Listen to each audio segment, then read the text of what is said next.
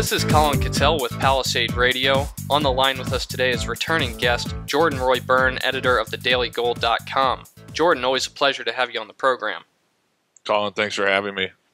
Jordan, you take both a fundamental and technical approach to your analysis of the markets. As I've said before, here at Palisade Radio we try to steer clear of the voodoo of cycle theory and utilizing pure technicals to make investment decisions. However, I want to touch on some of the firm indicators that technicals produce. For example, let's start with timing.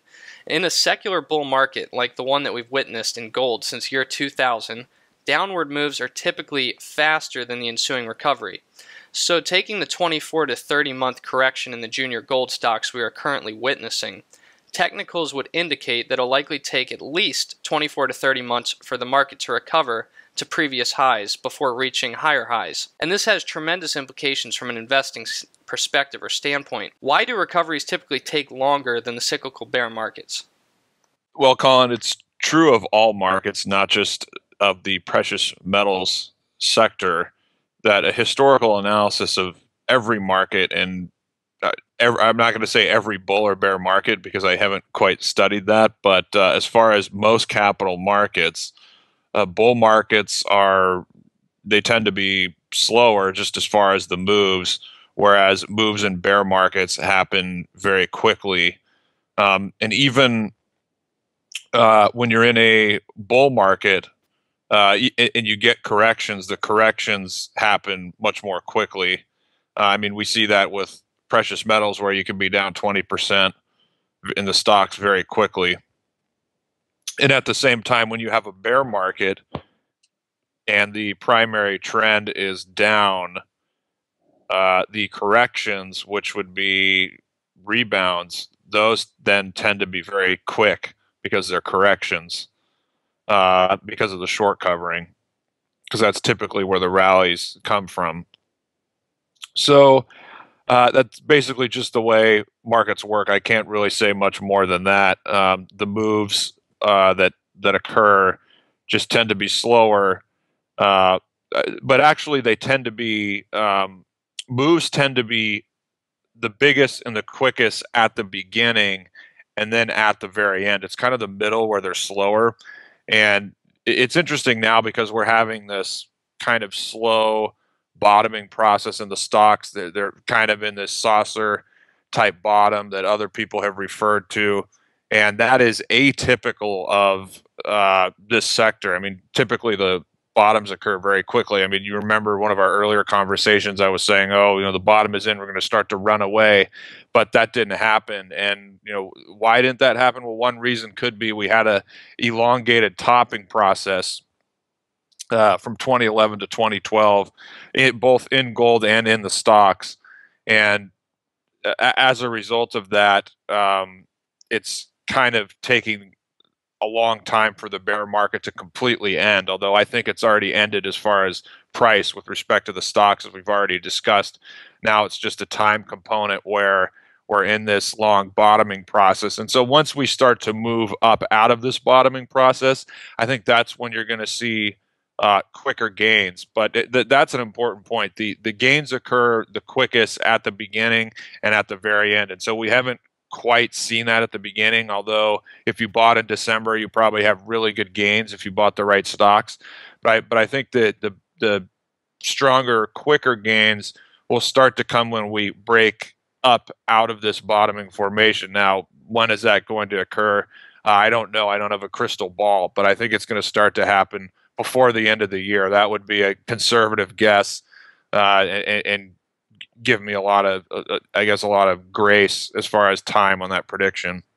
Sticking with this topic, I want to voice the excitement I have when considering a long upward move. By employing a strategy of accumulating warrants, investors can make a lot more money in an extended bull market than a quick steep rise. In fact, a 500% move over 1 year is potentially far less desirable than, say, a 500% price move over 5 years. It sounds counterintuitive, but because of the power of warrants, junior gold investors could embrace a bull-shaped recovery to their advantage. From 2001 to 2007, absolute fortunes were made in the mining sector. The 2008 recovery looks extremely impressive on a chart, but it didn't produce the same kind of gains. You've mentioned that we're likely in for another long 2001 to 2007 style bull market in resources, with the potential for a bubble phase at the end. Why do you believe this, and how do investors use this to their benefit?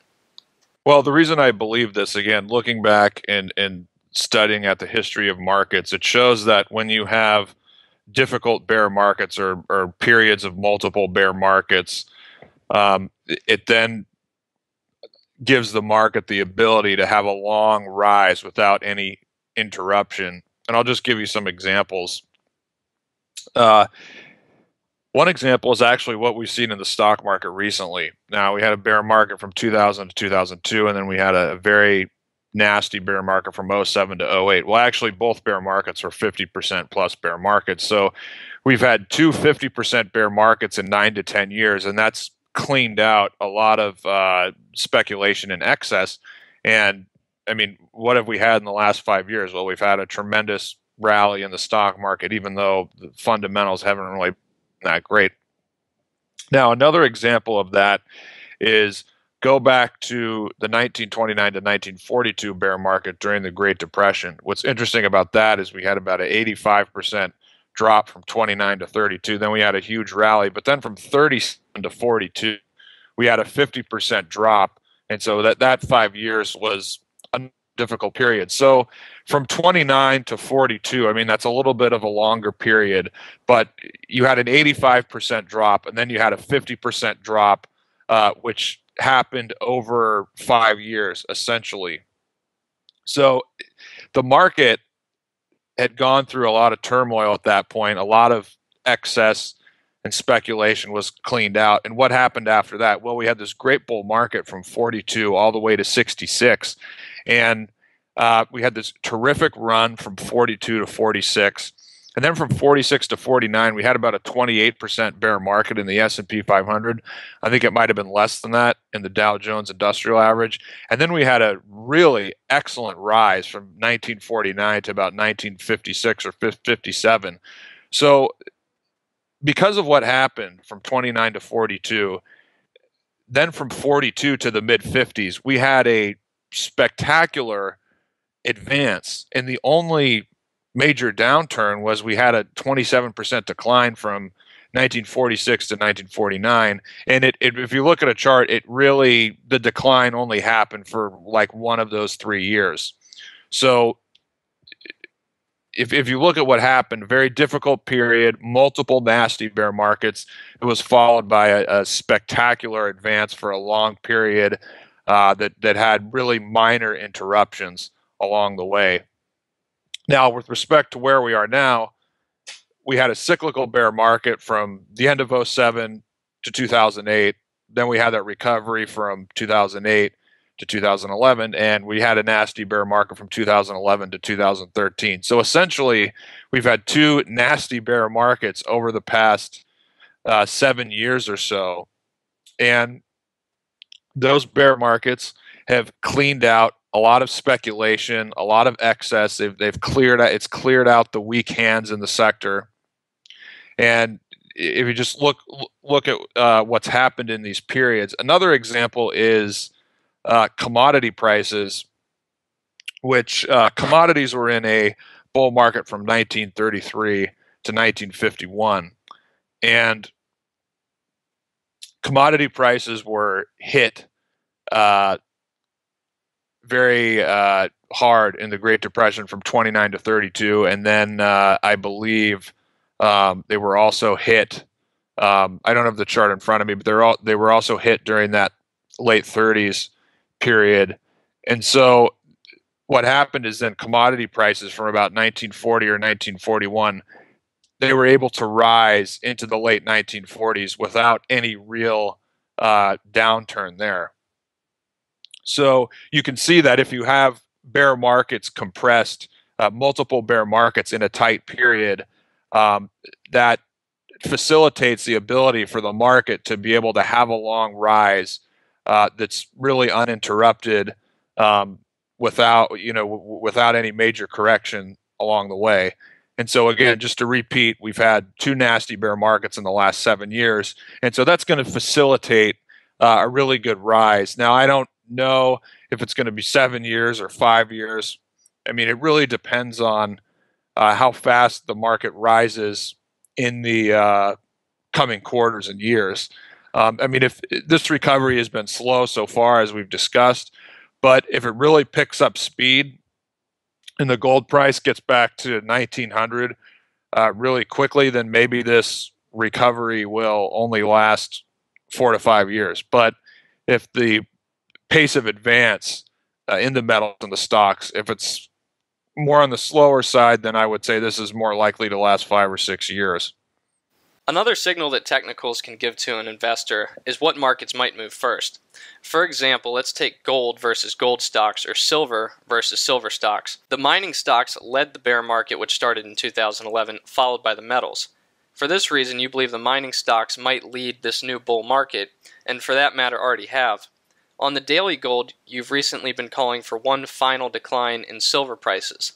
That decline may have started last week. However, silver stocks are holding in strong and may have seen their bottom months ago. An explanation and potential implications, Jordan?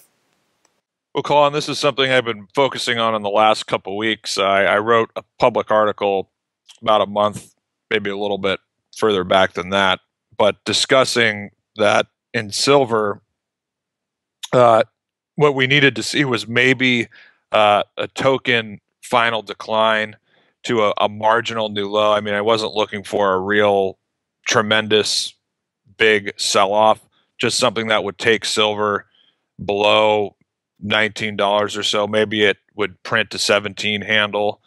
And we started to do that at the end of last week, and then we had a big reversal on Friday. I mean, the metals are complicated right now. They're sending out mixed signals. But I mean, you made a great point there. The stocks in both cases for silver and gold, they led this bear market. They started to show bottoming signs ahead of the metals. And so that's why I'm focusing more on the stocks, because I believe they're going to lead this recovery and lead the next move higher. And if you look at the silver bear market analogs chart, it really shows that, well, just looking at that chart specifically, that chart would argue that this bear market maybe has 1 to 2 more months to go at a maximum. Now, if that is wrong, that would mean maybe the bear market is already over. And if you look at the stocks, there's a couple of important things I want to share. First, last week when silver had that big dump, I think on Wednesday or Thursday, what happened was the stocks did not confirm that. So silver was on the cusp of breaking to new lows before it started to reverse at the end of Thursday and on Friday. And even though that happened with silver, you would expect the silver stocks to go down with silver, but they barely even reacted to that. I mean, in fact, some of the silver stocks were up marginally that day. And so silver is basically near its bear market lows. Yet the silver stocks, even if you look at SIL and SILJ, those two ETFs, they're nowhere near their bear market lows. They're well above it. So the relative strength of the silver stocks is clear. And normally the stocks will lead the metals at turning points. We know that. But given the fact that the stocks led the bear market down, they were the first to really deteriorate, it makes sense that they would be the first to show strength. And that's what we're seeing. And I have my own proprietary silver producer index of about 14 companies. It's weighted partially towards market cap.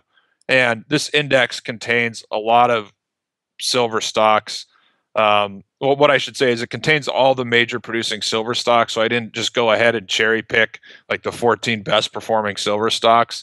I don't want to name names because I don't want to embarrass people, but there's been a couple silver stocks that have been, terrible performers, and those are in that index. And this index, which I showed subscribers over the weekend, that index against silver has been leading silver at key turning points throughout this entire bull market over the last 13, 14 years.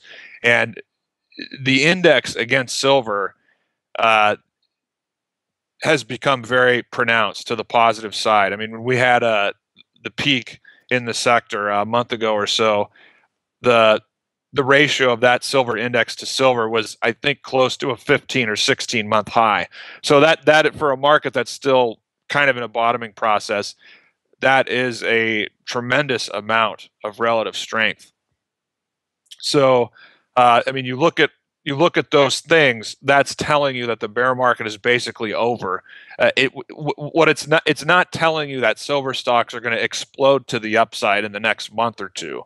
It's telling you that the bear market is basically over, and that because the stocks usually lead the metal, that it's an indication that the metal is probably going to bottom very soon and start to move back up in the coming months. One final piece on technicals and charts. In a bull market, charts can often give investors an idea of where prices are headed. For example, if you draw a straight line on a gold chart starting at, say, year 2000 and extending to 2011, and then extend that line further to, say, 2018, we can get an idea of where gold may be trading moving forward. The same can be done for the HUI, silver, and a host of other charts. Considering the strong potential for a bubble phase in gold and gold stocks, where do you think the HUI could be in, say, 4 to 6 years' time at a top? Well, let's look at some numbers here.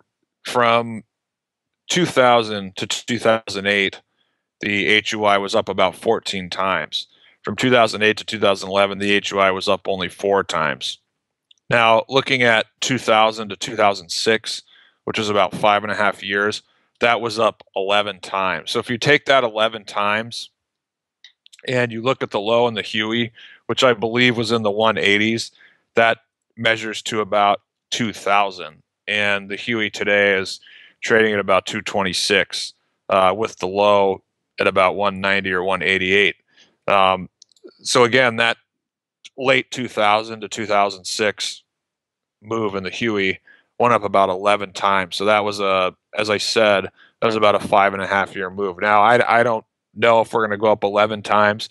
I certainly think we're going to go up more than 4 times, which is what happened from 2008 to 2011. So even if we only go up 8 or 9 or 10 times from that bottom, I mean, you're still looking at 1,600. The Huey's at 225.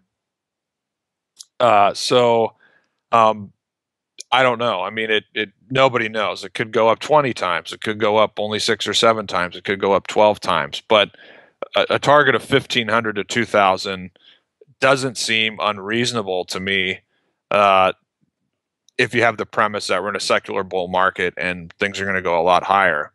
And the Huey, I mean, that's not where the real money's going to be made. It's going to be made in other companies, as we know. So if the Huey goes up 7 or 10 or 12 times, then various juniors are going to go up a lot more than that. Now, it's difficult because juniors will be acquired and taken over, and so you can't just buy a basket of juniors and think that you can hold that for 5 or 6 years. It really doesn't work that way. You're going to have to trade in and out of that. But as you said, I mean, it's a simple way to look at some potential targets down the line. The title of this interview is, Are Technicals Worth a Damn? As a technical analyst, at what point do technicals become questionable? And when should investors pay attention to the technicals, and when should they not?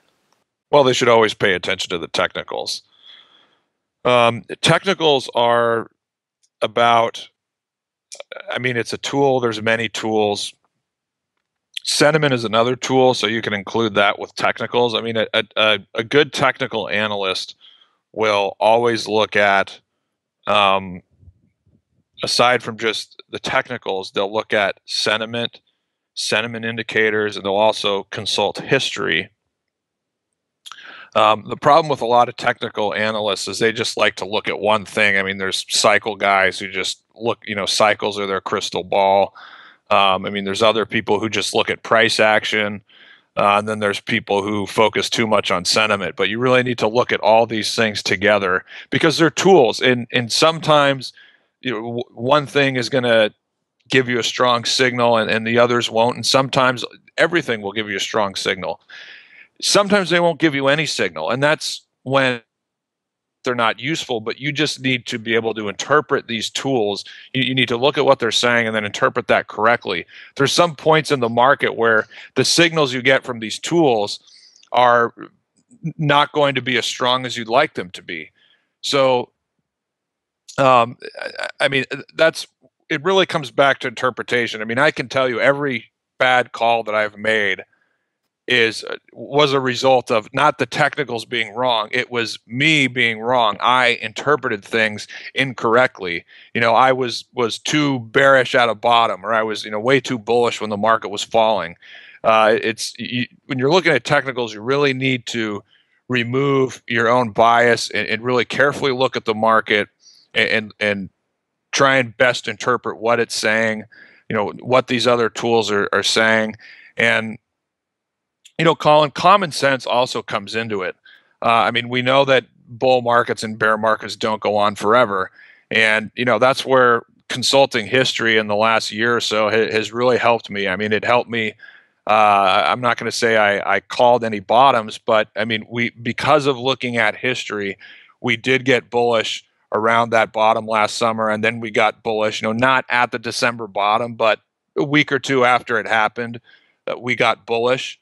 And I mean, that's you just have to look at these tools and be able to interpret them correctly and remove your bias. And looking at where we are with the stocks, I mean, we've been in this long bottoming process. And if you study history, it tells you that the stocks have already bottomed. There's really no way that these stocks have not bottomed. I know it's an arrogant statement, but if you look at history, if you look at what the stronger junior stocks have done, all of these facts are telling you that the bottom is already in. And at the same time, looking at the metals, we have to understand that there are points in time where the stocks can perform a lot better than the metals. And at the same time, we've seen it, the metals can be a lot stronger than the stocks. And so, one point I'd make, there's some people out there who are still kind of looking for that final flush. And I don't know. I mean, it could happen in the metals, but Colin, look at what we saw last week with silver. It was starting to break down, really ugly action. Yet the silver stocks didn't even do anything. So what does that tell you? That tells you that the silver stocks have already discounted the bear market. They're totally leading silver. I mean, they're focused on what's coming. And I believe the same thing with the gold stocks, although to a slightly lesser degree. I think if gold and silver, I mean, if they have another final dump coming, I think it's possible that the stocks might not go down. They might just do nothing, or they might only go down 5 or 10%. I know I'm kind of getting off track, but common sense comes into play, history comes into play, and you really need to look at all of these tools. You need to humble yourself. And so, people who say, oh, technicals don't work, the market's manipulated, that's total BS. As I said, every time I've made a bad call, I've never blamed the technicals. It's been my fault because I've had a bias and I have interpreted things. I've misinterpreted things badly. And so it's a tool. I mean, technical analysis is a tool. Sentiment analysis is a tool. Looking at history, looking at the analogs of bear and bull markets. It's, we've been showing a lot of these analogs for precious metals, but if you do an analog of bull markets in the stock market, it's telling you that the stock market is overdone, that a bear market is coming at some point, or at least a period of dramatic underperformance over the next several years. I mean, you don't have to be a technical analyst to know that. You can look at the analog of this bull market and compare it to everything in the past. I mean, that's an example of looking at history. So, I mean, you have to look at multiple things. You have to humble yourself, and you have to be able to interpret them correctly. I mean, that's where it's very difficult for non-professionals, because they don't have the experience in interpreting these things correctly, like myself or other professionals do. Jordan, I've had you on the program on several occasions now, and I tell you all the time that you're potentially one of the most underrated technical analysts out there and newsletter writers in the business. keep on doing what you're doing, and we'll get you back on the program shortly. Listeners can visit thedailygold.com to sign up for Jordan's free service. Thanks so much, Jordan. Thanks for having me, Colin.